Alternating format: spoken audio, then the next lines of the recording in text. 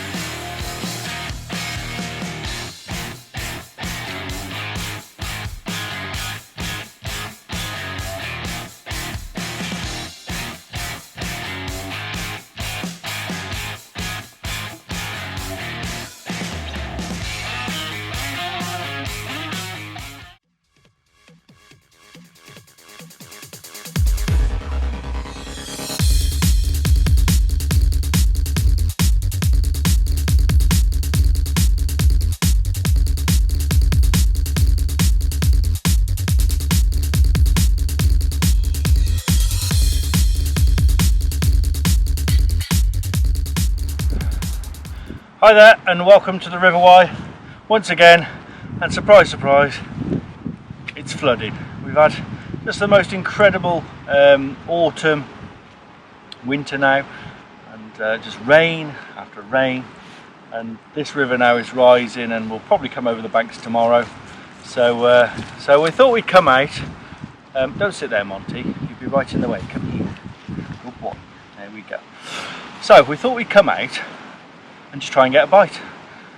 You can, a lot of people are put off by the river when it's like this, and rightly so. I mean, I could be sat by the fire right now, but I could also catch a fish, which would be very rewarding. So that's why I've come out today, and I'm just going to keep it very simple. Just try and get a bite. And I always say when it's like this, get your first bite, and then worry about the next one after that. But let's see if we can get a bite. So very simple setup today. All I'm going to do is fish a little feeder. I think you've got to work out which your species, your main species that you're targeting are, and in these conditions I'd either be looking at barbel, roach, or maybe bleak. You might catch an odd chub or dace or whatever, but ultimately the species that will feed in this sort of coloured water are your barbel and your roach. So today I'm going to try and catch a roach or anything else, because I'm going to fish worms, and as we know, everything eats worms, but I think a big roach might be our best chance. So what I'm going to do is fish a chop worm feeder. Now all I've got set up is one of these sort of hybrid block end. I think it's Matrix make these, and they're great because they're just, they're blocked off at one end but open at the other, and it means I can plug chop worms, casters, ground bait into there, create a nice trail of flavour and smell. And I've set it up on a traditional paternoster rig, and then I've got a nice big hook. It's a size 11 Kamasan, and I'm going to fish like a lobworm tail on that. Fish it with a reasonably soft rod, not like me heavy barbel rods or anything like that. This is actually a rod I use for method feeder fishing, but it's soft enough to, if I do catch some roach, which we know, you don't want a big heavy rod for those, so it's soft enough to do those, but it's also got the power in the rod. If I do hook a bigger fish, I've got a chance of hooking a barbel or something. So that's the rod I'm using for that. I've got a 5 pound main line, 0.17 hook length, so fairly substantial, should give me half a chance. Now, bait, as I say, is going to be based around worms.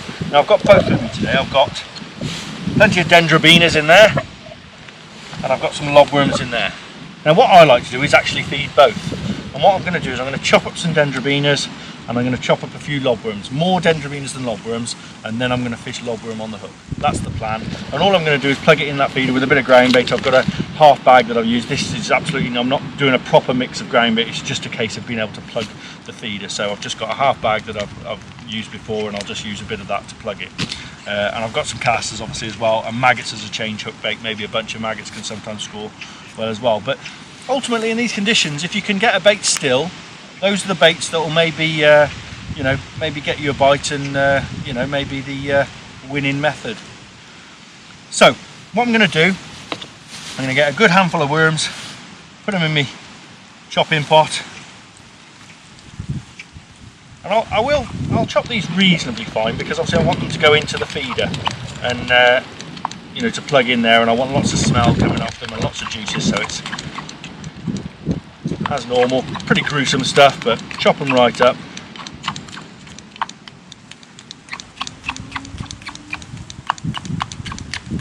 That's it, so there's lots of mush in there. I'll just pop them in a pot, and then I'm going to get a few more.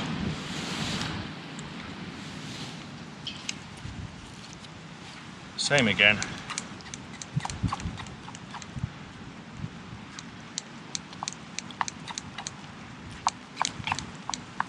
You're actually not, fishing this way. You're not casting all the time unless you're getting lots of bites. So you're not using lots of bait.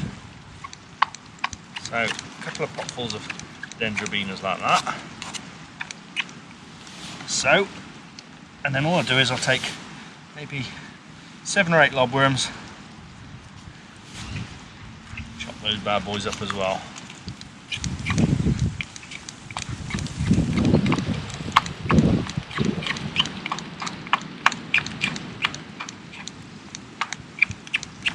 That's just champion. So all that goes in there. Give it a little mix around. Just chop any bits that are a bit too big. It's a real sloppy mess of worms. Give them a quick one as well. Give them a real. There you go. So that's quite a fine mush of worms now. Odd bits of lobworm, odd bits of dendro, but lots of flavour in there. And what I'm going to do to that is add a good handful of casters. Mix all around. And it kind of creates a little stodge of its own, really. It's it's quite a thing. So once I put that into that feeder, literally just a plug of ground bait on the end, and that will hold in there, and it gives all that flavour and juice off. So all I've got then, like I say, this is ground bait. I'm just using up old ground bait, so I don't need much. And there's no mixing or riddling or anything like that.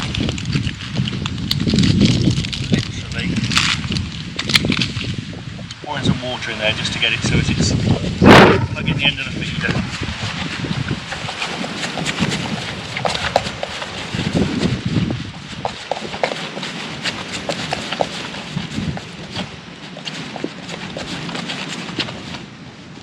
Just a touch more water there.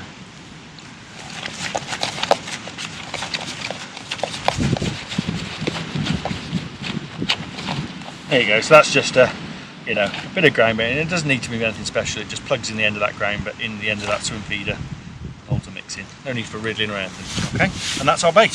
So the river's rising, so I want to get in and catch. Try and give myself the best chance of catching before the river comes too high. So we'll have a go. We'll get started and see if we can get a bite. Okay, so we're all ready to go, but just a little word before I start about safety. Obviously, I'm expecting this river to rise now, so you've got to be super careful.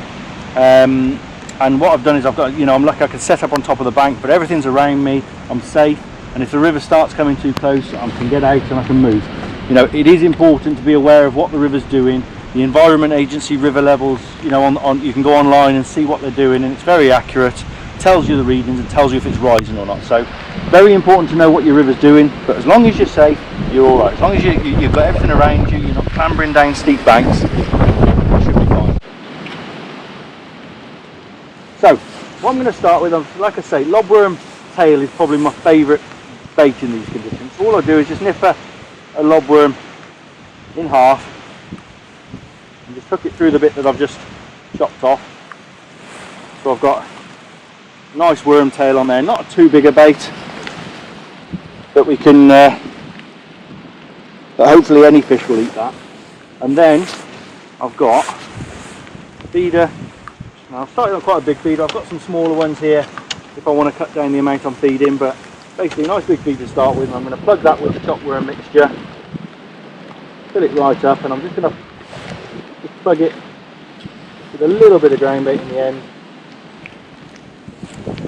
like so.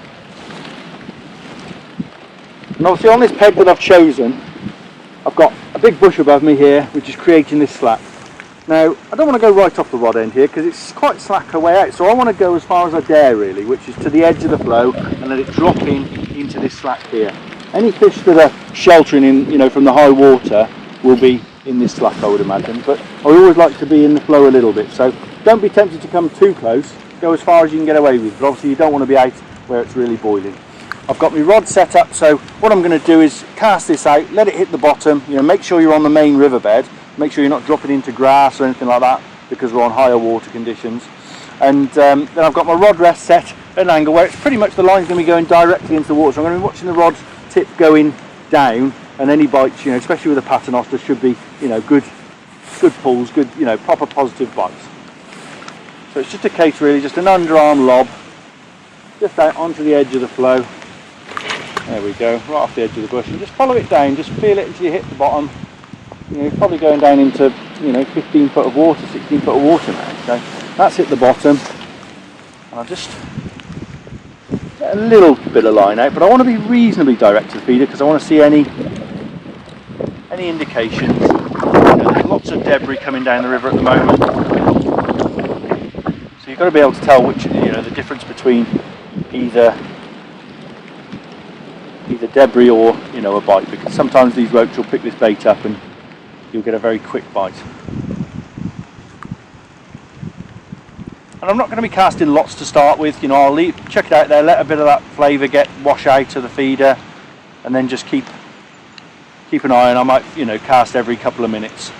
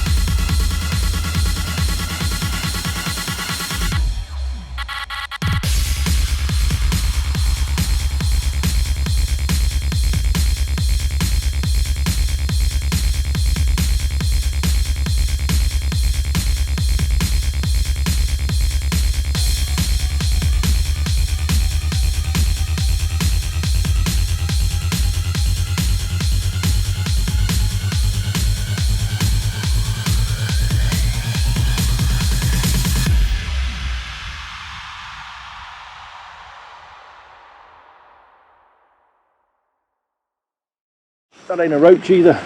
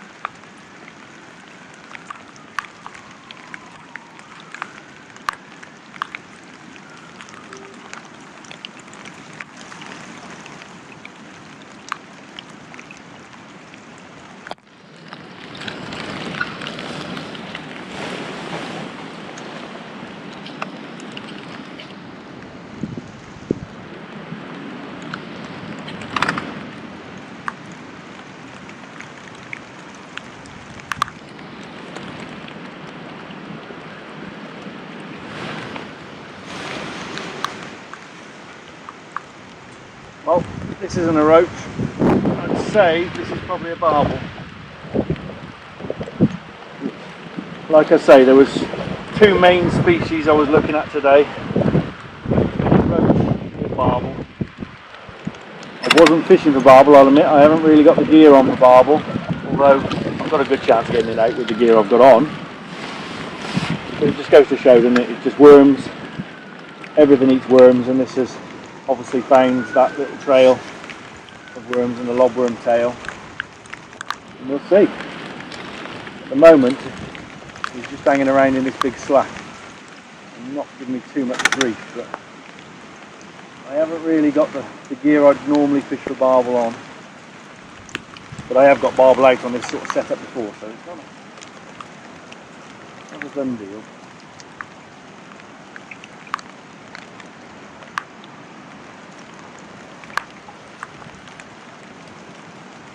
Of course, the problem you have when the river's like this is the water's so much higher and you're fishing down the bank, and you know your line is rubbing against the normal edge of the bank, so it's fraught with danger. So you just got to try and keep us on top of the fish as you can, really. While I'm standing up, just give yourself more control.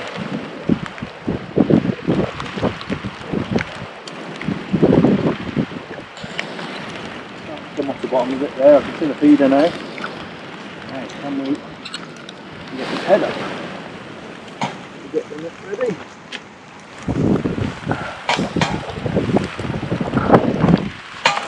Stupidly, I only set my small net up as well, so we might have to just hold this one in.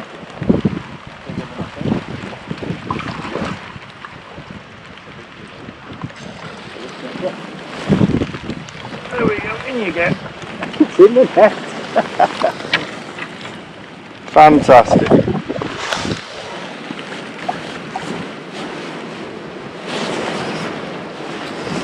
Look at that. Barely fits in the net.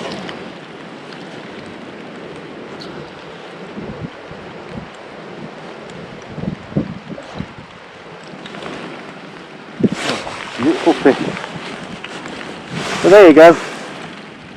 People thought I was mad when I was walking out of the car park to come fishing in this condition.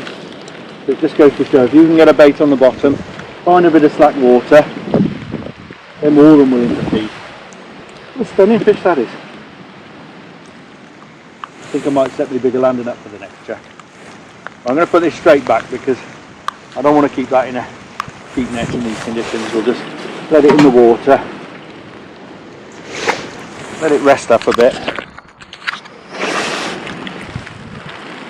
There we go. And off it goes. Fantastic. Well, you know what, the weather's not improving any. I think I might call it a day.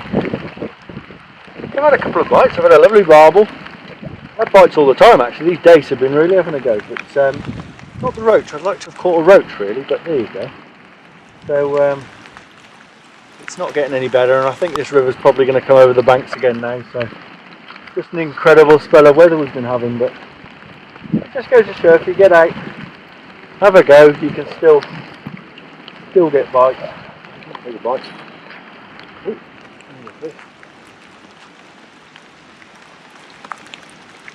there we go. Another dace. Not the biggest fish, but it's given me a bite on a day when you might not be expected one. So I'm happy with that little session. And yeah, still nice to get out. So not a terribly instructional video today, not lots of bagging. You know, last time we were out we were catching roach on stick float and thing, but it's still nice to be out and just get a bite and just prove that, you know, even with the river out of sorts, I say it's probably going to come over the bank in the next 12 hours or so. So we won't be on here for a while, so at least I've got out, I've had a bite, and you know, and all these little tactics and things are things that can be a winning formula. Speaking of which, you may have noticed that I've been carrying this bad boy around with me today. Now, for those of you who don't know, this is the Wye Champs trophy. and I managed to win this last weekend for the second time. First time I won it back in 2002, and it's taken 17 years to win it again.